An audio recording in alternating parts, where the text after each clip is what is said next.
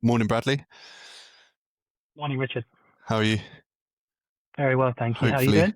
yeah, good. Thank you. Hopefully the your internet's up and running now. So as usual, we'll give you a few minutes to sort of introduce yourself and the company to those that may not be as versed in it, and then we'll open it to questions and stuff. So over to you.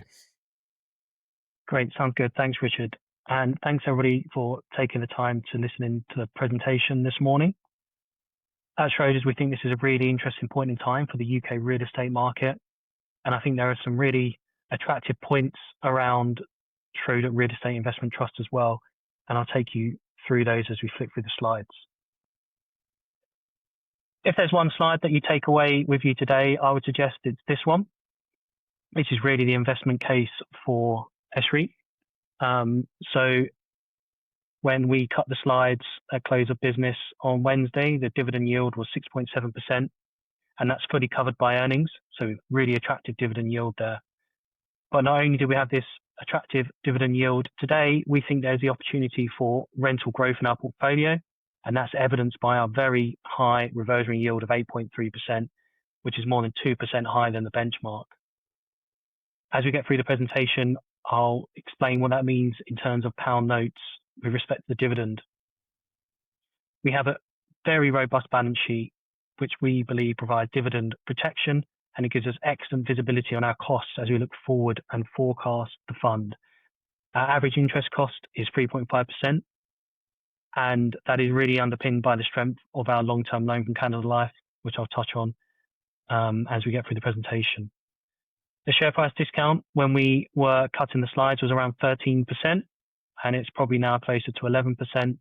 We still think that offers excellent value given the market recovery that we expect in UK real estate, the earnings growth potential in the fund, and also our evolving shareholder register. So thank you to those who have supported the fund. We have had enormous inflows from retail investors over the last few years, and the proportion of the register held by retail investors has grown strongly as a result.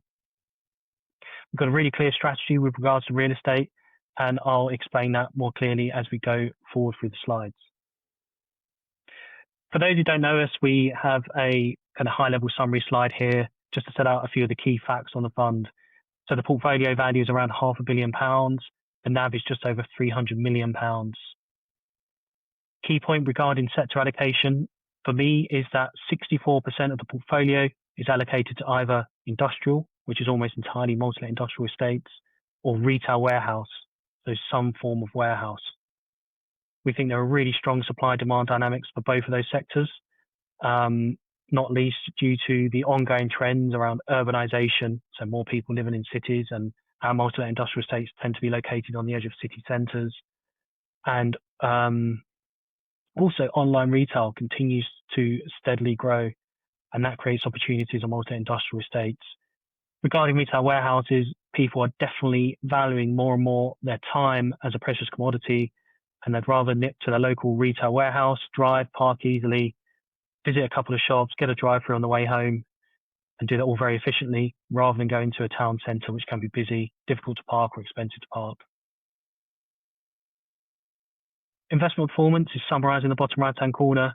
I'm really pleased to say that we have again won the MSCI award for all UK and European funds that they track in real estate. So we won the highest 10-year risk-adjusted relative return for all UK and European funds, both in 2023 and 2024, which is our latest version of that. So I think that speaks to the underlying portfolio performance and the strength of that there. I think that's only possible because we are Schroders, so we have a large real estate platform. We have around £23 billion of AUM globally, around 11 or 12 billion pounds of AUM in the UK. We have sector specialist teams that are engaged on SREIT across offices, hotels, retail, residential, all the key sectors are covered. And it's that depth of expertise that's required to successfully manage a diversified portfolio in our view, and we think this differentiates us from many of our peers. I mentioned the balance sheet earlier, and really the key point here is that Canada Life term loan. So you can see the dark blue bar in the bottom left-hand corner is 129.6 million.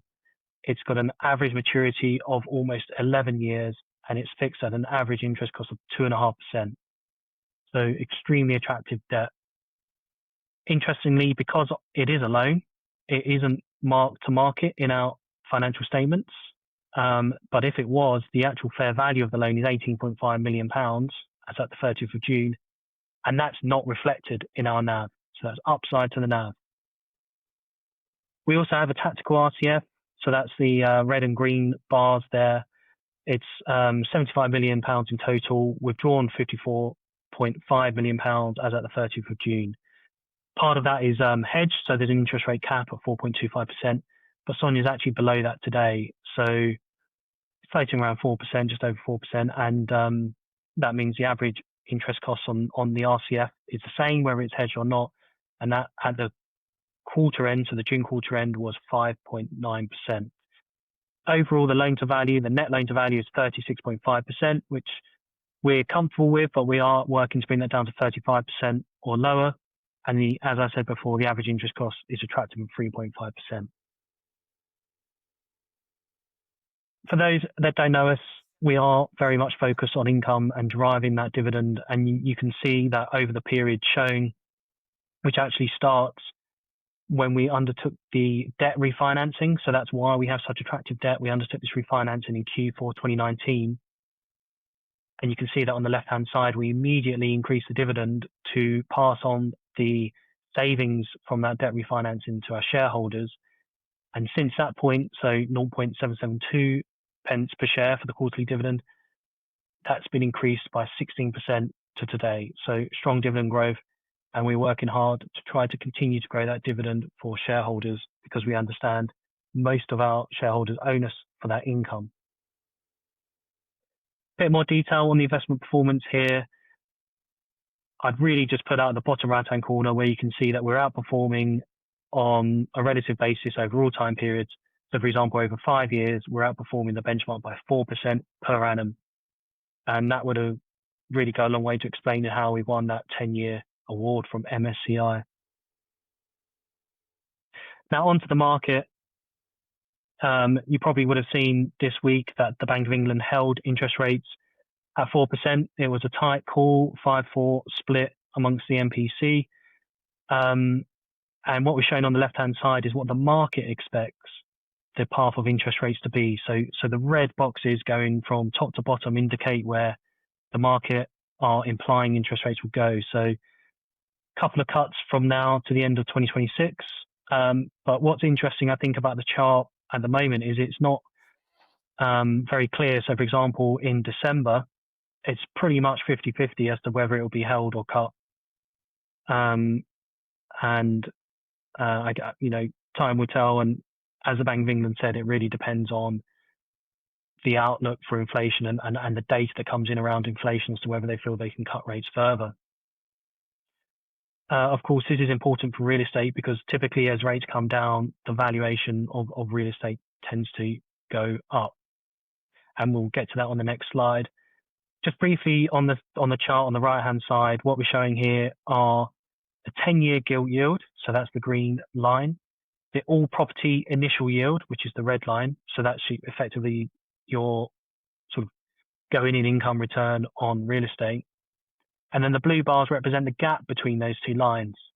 And as you can see in our forecast to the right-hand side, we're showing a tighter yield gap than what has been in place since the global financial crisis of 2008. So you can see from 2008 all the way through to sort of 2022, the yield gap is much larger. But our view is that that's because the gilt yield was artificially depressed due to quantitative easing, which is, of course, in the process of rolling off, and there's even some tightening. And we think that's sort of special circumstances. And if you look to the period before that, the yield gap was much tighter and more in line with what we're forecasting. And I'd also just highlight that with real estate, you have the opportunity for rental growth as well. So there's the opportunity for growth in your income, which is obviously not the case with the gilt. Now, on to some market fundamentals that I'd like to highlight, and this underpins why we think now is an interesting point in time to invest in UK real estate. So in the top left-hand corner, you can see the progression of capital values for real estate. And what you'll see is the dotted blue line is an average for the whole of the UK real estate market. And since June 22, for 2 years thereafter, average values declined by 25%. And that is driven mainly by the sharp increase in interest rates from close to 0 to 5.25%, which was mainly through 2022. So, clearly after a 25% valuation correction, you might think there are some opportunities in the market. Now, what's really interesting about that cycle, in contrast to previous downturns, and you can see this in the top right-hand corner, if you look at the green line, that represents rental growth for the industrial sector from the peak of this cycle, so from June 22 through to today, whereas the blue and red lines represent the trajectory of rental growth post the GFC, so post 2007, and in the early 1990s. And you can see that even though valuations have been declining, rents have continued to grow in this cycle. So industrial rents, for example, up 20% roughly since the peak of the cycle. Whereas if you look to previous downturns, rents actually declined. So what that means is today there's a attractive income return on offer in UK real estate straight off the bat, because we've had this 25% reduction in values, but rents have continued to grow, particularly in those structurally supported sectors such as industrial, and we'd argue multi-let industrial estates in particular, and retail warehouses. Now, looking to the bottom left-hand corner, you can see the growth in construction costs, and these have risen sharply, particularly in the last 4 years. And what that means is the pipeline of new developments is very thin at the moment. So new starts in the centre of London, for example, are at the lowest level since the GFC. So, of course, if there's no fresh pipeline coming through, that means that there's more demand for the existing space. So we'd argue that is positive in terms of rental growth drivers. And then the final chart to highlight is in the bottom right-hand corner, we're showing vacancy. But we split vacancy here between good quality grade A space, i.e. the red bars, and then sort of the rest, the blue bars. And you'll see it's much lower for the good quality space. And in some cases, so Leeds, for example, it may as well be 0. So what you've got is a nice income return following a 25% valuation decline, not much new space coming through, and then a lack of high quality space in the market today. All of which we believe will be positive for rental growth, which then brings us on to our next slide, which is Schroders house forecasts looking forward. And you'll see that over the next 5 years, which includes 2025, which is almost finished, we've got an average total return of 8.1% per annum, which is slightly ahead really of the long run average total return from real estate. And if you look at 26 onwards, so from next year onwards, it's higher. And the majority of this total return is driven by income, i.e. the dark blue bar, but also income growth, i.e. that rental growth that I discussed in the previous slide, which is the key driver for the light blue bars, which are showing capital growth. So we're not forecasting much in yield compression. We're more bullish on rental growth. So any further interest rate cuts from the Bank of England will be very helpful with regards to our forecast. Now, in terms of strategy, sustainability is a core tenet of our strategy, alongside all the other fundamental sort of real estate factors you'd consider when making an investment in real estate. And the key reason we highlight this sustainability angle is because we believe that focusing on that will really enhance long-term total returns in a real estate portfolio. And, in our investment objective, we now have a requirement to make a meaningful improvement to the sustainability performance of our assets while we hold them. But we believe that will mean we get higher rental growth and therefore a higher total return. And, you know, we've been running this strategy for a couple of years now, roughly. And what's great is we have lots of good examples of it working. So, you almost don't have to take a sort of my word on the theory. We can show good examples. And on the right-hand side, we've got a really interesting proof of concept. And this is Stanley Green Trading Estate, which is just south of Manchester. It's one of our largest assets by value. It's a multi-industrial estate. And we acquired this asset at the end of 2020. And what's interesting about it is there were 14 existing units. So they're typically EPC C, maybe D, a couple of Bs. And it also had a 3-acre development site. It had 40,000 square feet planning permission. We increased that to 80,000 square feet. And we made a conscious decision to really push the quality of that development. So to the best sustainability standards. So EPC A+ and BREEAM excellent ratings. And what we've seen as we've let up those 11 new units is that the rents we're achieving on them are 39% higher than on the existing estate, which is in the same place. So really, there will be some upside in rents because it's newer, but our view is a large element of that 39% rental premium is because of the green premium. And not only are we getting much higher rents on this estate, so as I said, 39% higher, we're getting more value per unit of rent because the independent valuer is applying a keener yield to these units. So for example, these new units are being valued at an equivalent yield of around 5.2%, and that compares to 6.25% plus for the older units. Now, question is, that's fantastic, you're getting higher rental growth and a keener yield. Has it been profitable to spend that money for shareholders? Well, we think emphatically yes, and that's proven by the total return we've achieved on the assets that we've owned it, which has been 15.9% per annum, and that compares to 7.9% per annum for the MSCI All Industrial benchmark. So this has been a really strong performer and a great example of the strategy in action. Now, we announced our annual results to March on the 11th of June.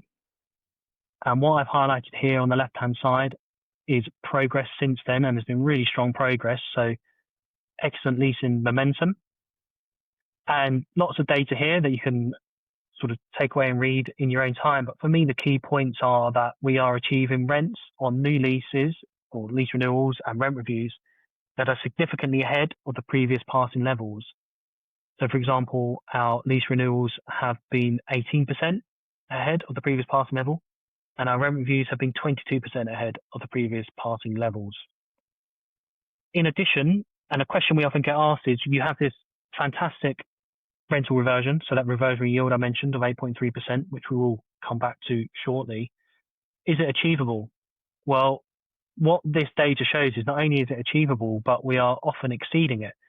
So for example, our renewals have been 1% ahead of the June ERV.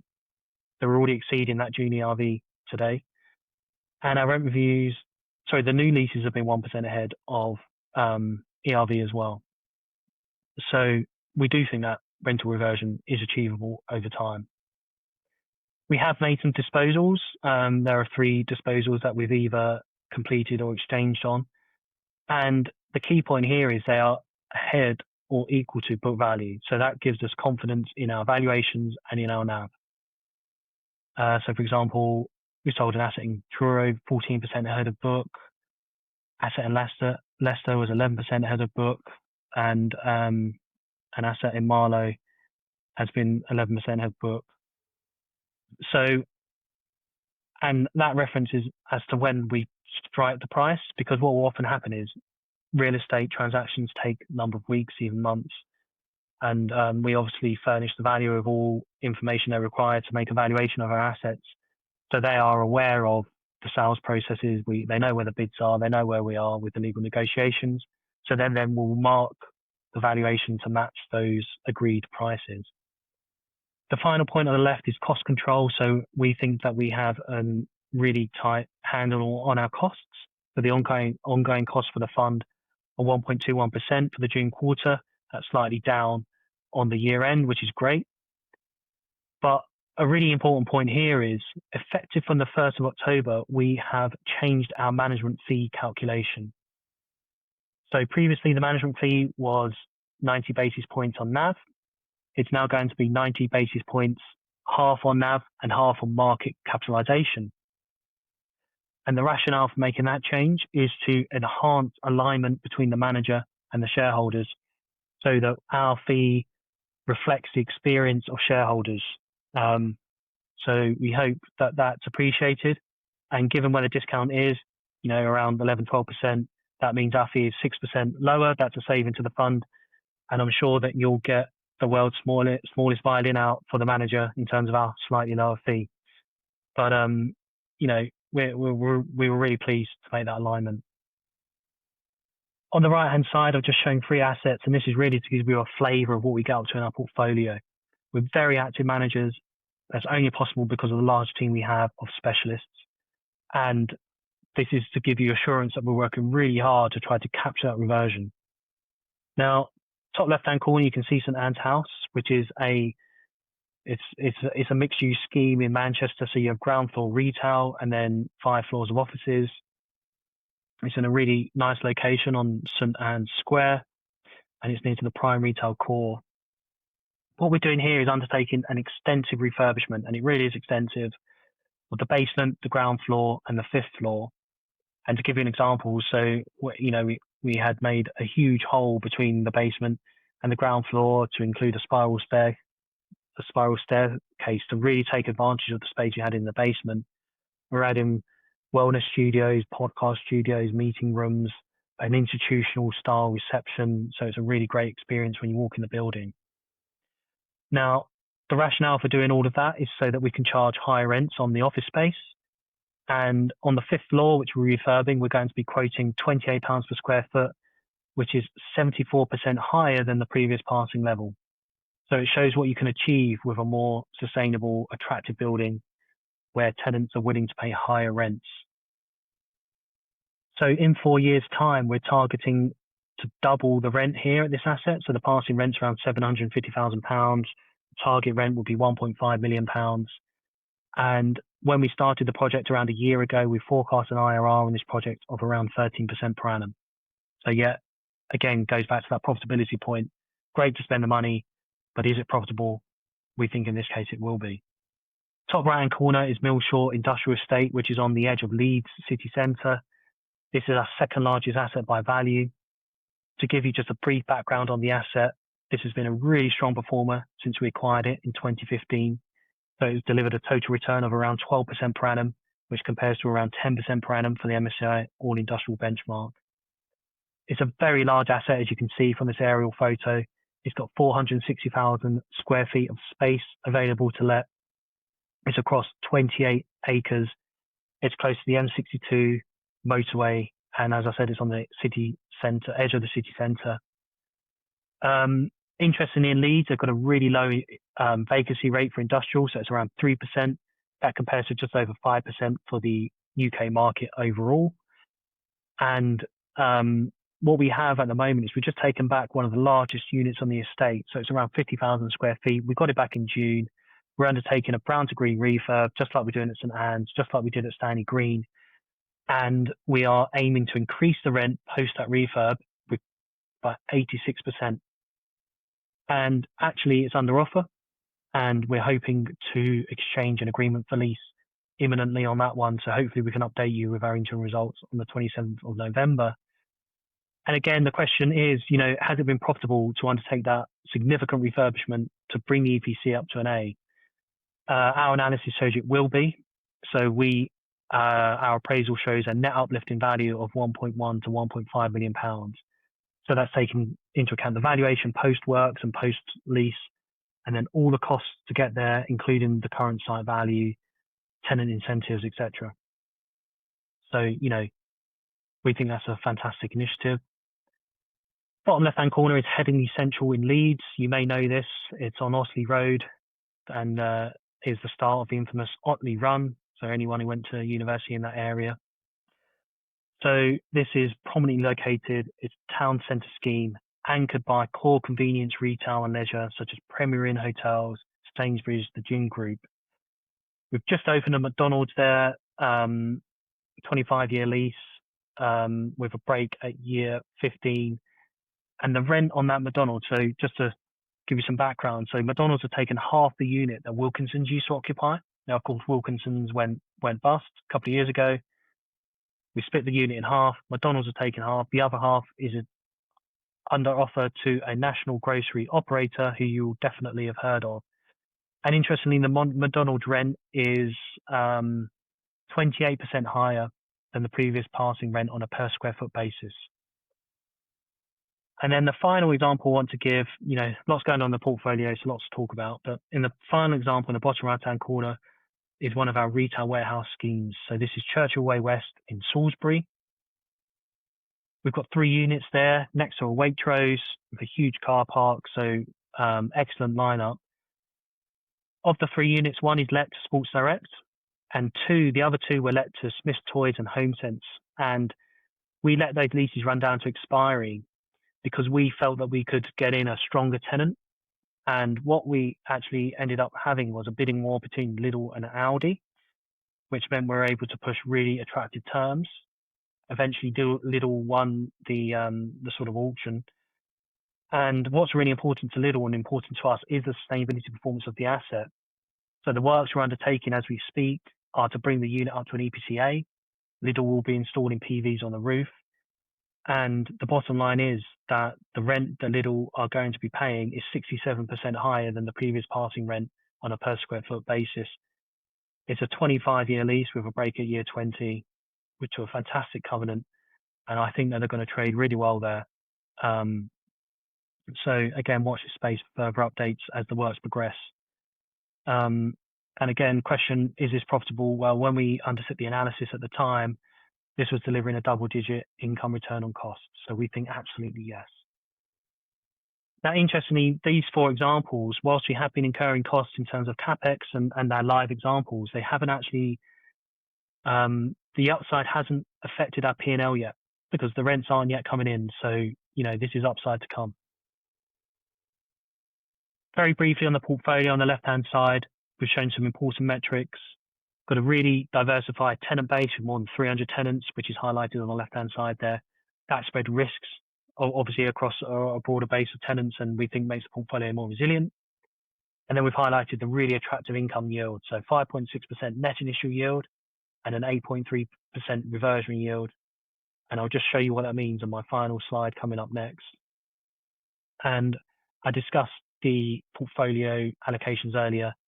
And as I said, the key point, 64% multi-let industrial estates or other industrial or retail warehouse. Final slide from me, and this is just to kind of provide some context to that reversion. What does it mean in pound note terms? Because I understand these yields can be quite abstract. Well, our cash passing rent at the 30th of June was £29 million. Our reversionary rent was £40.2 million. And bear in mind that reversionary rent is determined by the independent valuer. So this isn't what we think it is. This is what the valuer thinks it is. And that reversionary rent is £11.2 million higher than our cash passing rent. In the context of our annualized dividend today of £17.5 million, you can see if we are able to capture that reversion over time, we should be able to make a meaningful impact on that dividend.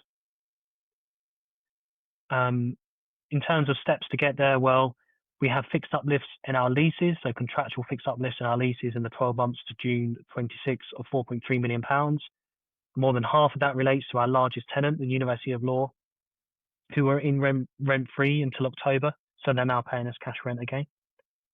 We had agreement for leases exchanged as at 30th of June, so as those leases complete, and the conditions to the completion tend to be obtaining planning or completing landlord works. So, for example, the McDonald's, we had some landlord works to complete. That lease is now completed. As those leases complete, we will get the cash to come through. There are some areas where we have the ERV or the reversionary rent, which is higher than the passing rent. So as rent reviews come round or as lease renewals come round, we should be able to increase the rents. And I gave the update on the metrics since our annual results on an earlier slide. And then finally, we had some vacant space, which we're working really hard to let. Bearing in mind, some of the space is vacant because we have refurbishments underway. So often you can't, or usually you can't have the space let whilst you're undertaking refurbishments, although that's not always the case. So I hope that gives you some color around our reversion. And with that, I'll just leave some closing comments on screen and hand over to Richard for any questions you might have. Yeah, great. Thank you, Bradley. Yeah, so just conscious of time, we've had quite a few questions come in. A lot of which that you've covered off during that presentation, actually, sort of around the brown to green sort of premium and how you've been working that. One of the sort of big topics, I suppose, at the moment across industries, but it's relevant for property as well, is the budget coming up.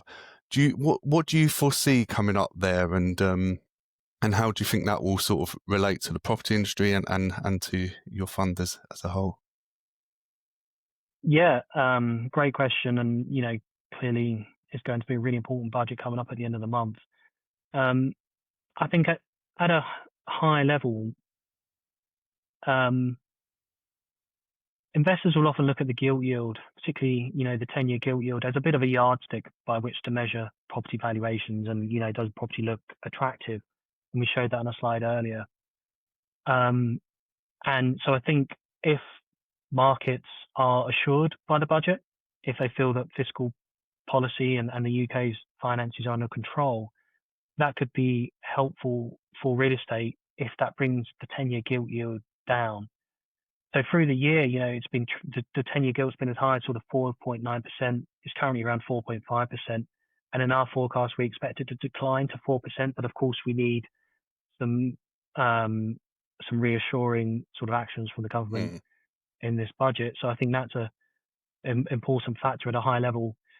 And of course, inflation as well with regards to interest rates. So the Bank of England clearly probably want to understand the budget before, potentially cutting interest rates further, which could be supportive to property, not least because it brings the cost of debt down, which means, it could stimulate the investment market.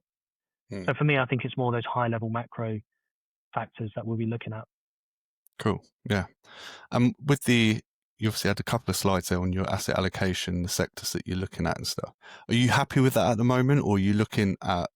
I know you've been bringing down offices over the last few years. Has it got to a point now in that sector maybe that prices are so sort of cheap, and like you said, with the supply, no new supply coming on, that may be a sector that you look at again? Yeah.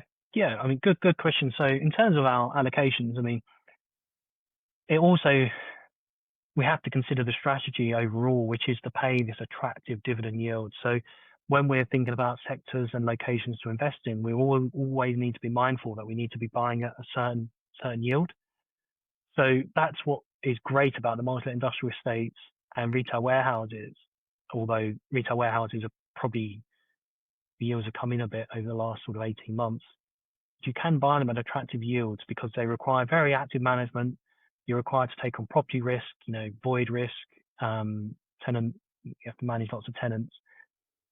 So our multi-industrial estates tend to be regional and offer an attractive yield. So some sectors probably aren't really available to SREIT. So for example, the very prime offices in central London or, historically, PBSA or even residential, because the yields are just too keen.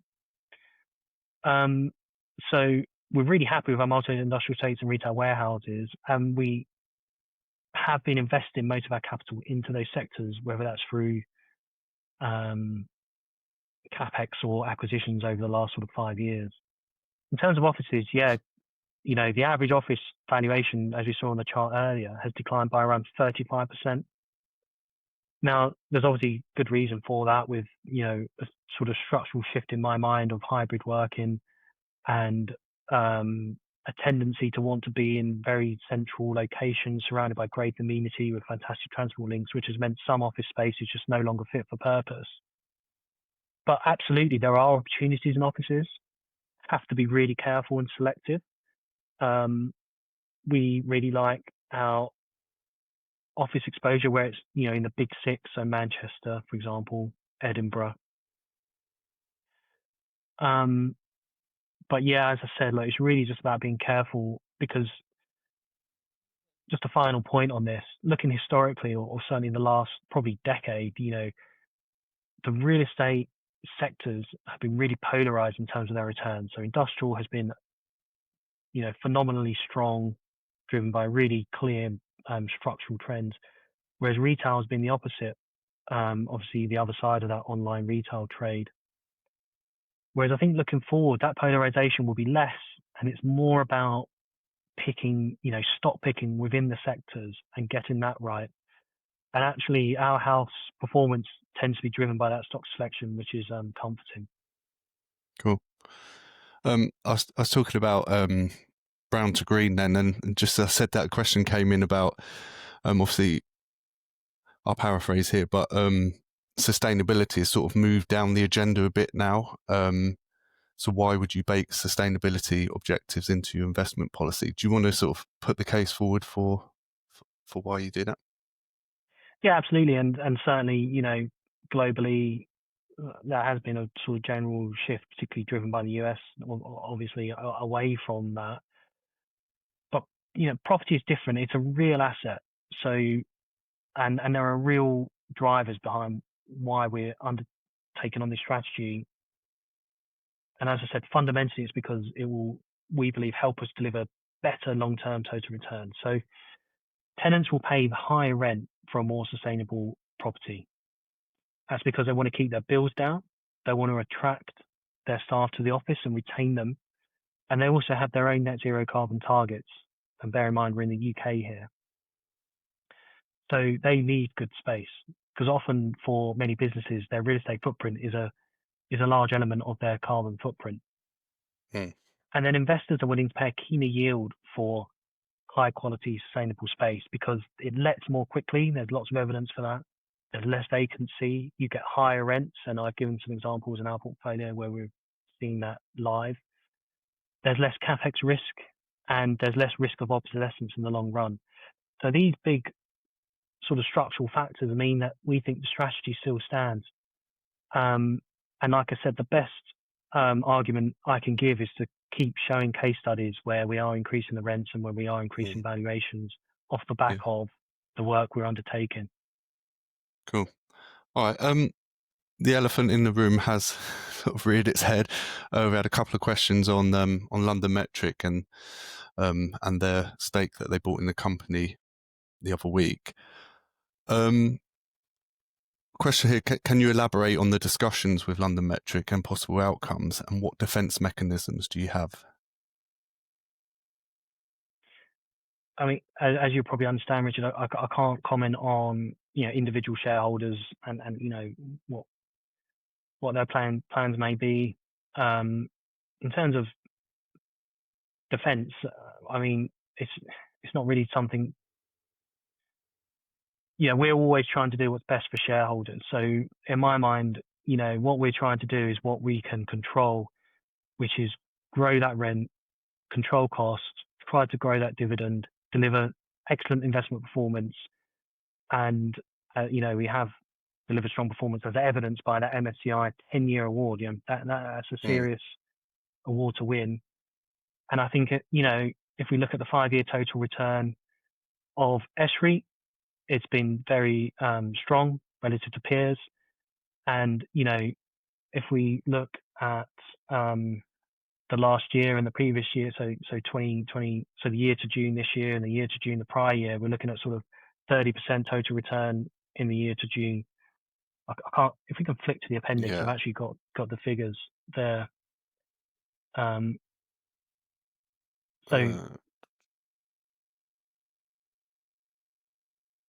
Yeah, it would be good just if we could show that performance slide that shows the total returns over the last 5 years. And so that's the best thing we can do, is just try to keep doing what is best for shareholders. Yeah. So I'm just. Yeah, that's the one. This So one, you can see 30.5% share price total return in the year to June 25, and 19.9% total return in the year to June 24. And going back to the year to June 21, it was 70%. So clearly that was coming out of COVID. And then you can see in 2023, the year to June 23, that's the impact of that 25%, valuation decline. So, like I said, we just keep doing what we think we can do to deliver great results for our shareholders. Yeah, cool. Okay, and then just to round off, I think we had a question on what you think the biggest risk is over the next year. Maybe if you could say what you think the biggest risk, but also what the biggest opportunity is for the fund and the sector as a whole. Yeah, good question. I think for me, it's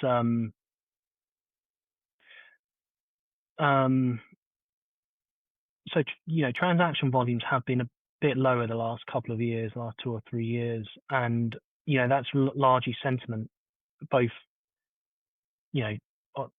probably focused around the UK, and I think for me the big risk is I kind of get an email tomorrow that one of our big tenants has gone bust, for example. Now, it's excellent that this slide is actually shown on the screen right now, because the great thing about our portfolio is it's very granular in terms of the tenant coverage, and that's a function of the multi-let industrial estate. So, no tenant, well, there's only 2 tenants that represent more than sort of 3.1% of the rent. So, but yeah, that's what for me is the biggest risk is, if the economy, if growth, which is already quite low at around sort of 1.3%, I think it's the latest sort of forecast I've seen for this year. If that doesn't materialize and is lower and inflation becomes higher and businesses fail, that would be a big risk for us in my mind, given we're an income focused fund, and we need that income to keep coming in to pay the dividend. And in terms of opportunities, I mean, look, it's all about pushing that rent on where we can, undertaking accretive CapEx projects where we can, working with our tenants to deliver the space that they want and they're willing to pay more rent for, like we're doing with Lidl, like we've done with McDonald's, and like we're doing at Millshaw, where we've got that large unit under refurbishment to EPCA now, which is under offer but not quite exchanged. So working with tenants to create better space to drive that rent on and capture that reversion, I think is a huge opportunity in our portfolio, as evidenced by our 8.3% reversionary yield. Brilliant. Great. Well, thanks a lot for your time today, Bradley. That was really good. Thanks, Run Richard. through of the trust. That just leaves me, I'll flip through the slides, to tell you about what we've got coming up next week. So in the hot seat next week is Simon Barnard from Smithson. So we'll be back with the news and the interview with Simon next week. Hope you can all join us again. Thank you for your time.